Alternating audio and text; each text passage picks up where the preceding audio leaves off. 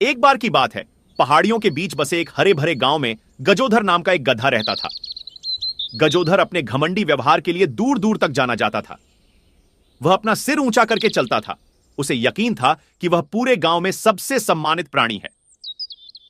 उसके कान अहंकार से फड़कते थे और उसके खुर श्रेष्ठता से तालियां बजाते थे।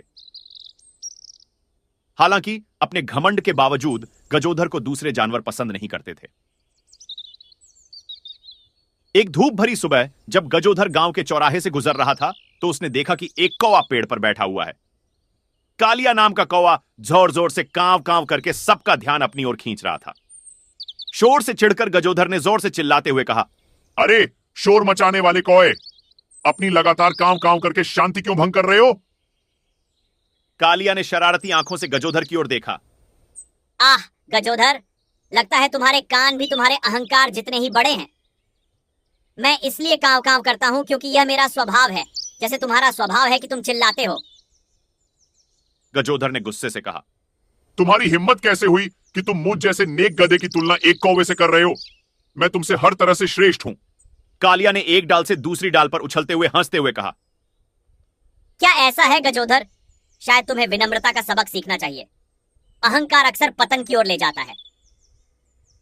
लेकिन गजोधर ने कालिया की बातों का मजाक उड़ाया और अपनी दुम हिलाकर उन्हें खारिज कर दिया।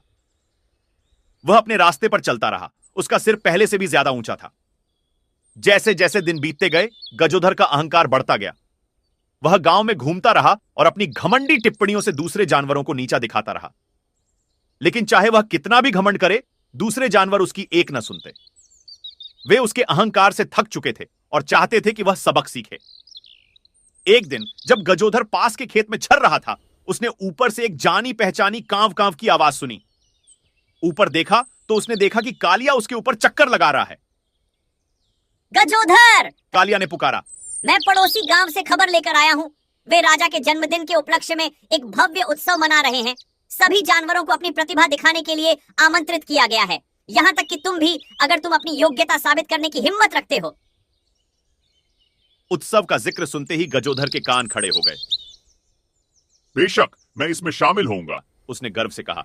मैं अपनी शालीनता और शान से उन्हें चकित कर दूंगा। कालिया ने धीरे से ठाका लगाया। बहुत अच्छा गजोधर, लेकिन याद रखना, अभिमान अक्सर पतन से पहले होता है। कालिया की चेतावनी को नजरअंदाज करते हुए गजोधर ने अगले कुछ दिन अपनी ट्रोट का अभ्यास करने और अपनी ब्रय को निखारने में बिताए। उसे यकीन था कि वह उत्सव का सितारा बनेगा और एक बार और सभी के साबित कर देगा कि वह इस देश का सबसे शानदार प्राणी है। आखिरकार उत्सव का दिन आ गया। दूर दूर से जानवर गांव के चौक में इकट्ठा हुए। हर कोई अपनी प्रतिभा दिखाने के लिए उत्सुक था। गजोधर चौक में उछलता हुआ आया। उसका कोट सूरज की रोशनी में चमक रहा था। दूसरे जानवर गजोधर के भव्य प्रवेश से खुश होकर आपस में फुसफुसा रहे थे। जैसे ही उत्सव शुरू हुआ, हर जानवर ने बारी बारी से अपना हुनर दिखाया। बंदर एक पेड़ से दूसरे पेड़ पर झूल रहे थे, मोर रंगों के दंगल में नाच रहे थे और हाथी सुर में सुर मिला रहे थे। लेकिन जब गजोधर की बारी आई तो आपदा आ गई। गजोधर ने तेजी से दौड़ना शुरू किया। उसके खुर धरती पर जोर से टकरा रहे थे। लेकिन जैसे ही वह चौक के बीच में पहुंचा, वह एक ढीले पत्थर से टकराया और जोर से जमीन पर गिर पड़ा। दूसरे जानवर आश्चर्य से चौंक गए और फिर गजोधर की बदकिस्मती पर हंसने लगे। अपमानित होकर गजोधर अपने पैरों पर खड़ा हुआ और चौक से भाग गया। उसका अभिमान चकनाचूर हो गया।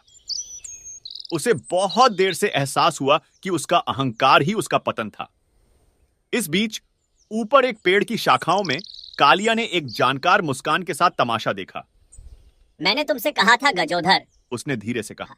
गर्व गिरने से पहले आता है। और उस दिन से गजोधर ने खुद को विनम्र बनाना और दूसरों के साथ दया और सम्मान से पेश आना सीखा, क्योंकि वह आखिरकार समझ गया था कि सच्ची महानता गर्व में नहीं, बल्कि विनम्रता और करुणा में निहित है। गांव अपने शांतिपूर्ण तरीकों पर लौट आया और गजोधर, हालांकि अभी भी अपने तरीके से गर्व करता था, दूसरे जानवरों की खुशी के लिए एक समझदार और अधिक विनम्र गधा बन गया था। और कालिया के लिए वह पेड़ पर अपने बसेरे से कांव कांव करता रहा, जो हर किसी को याद दिलाता रहा कि गर्व वास्तव में गिरने से पहले आता है।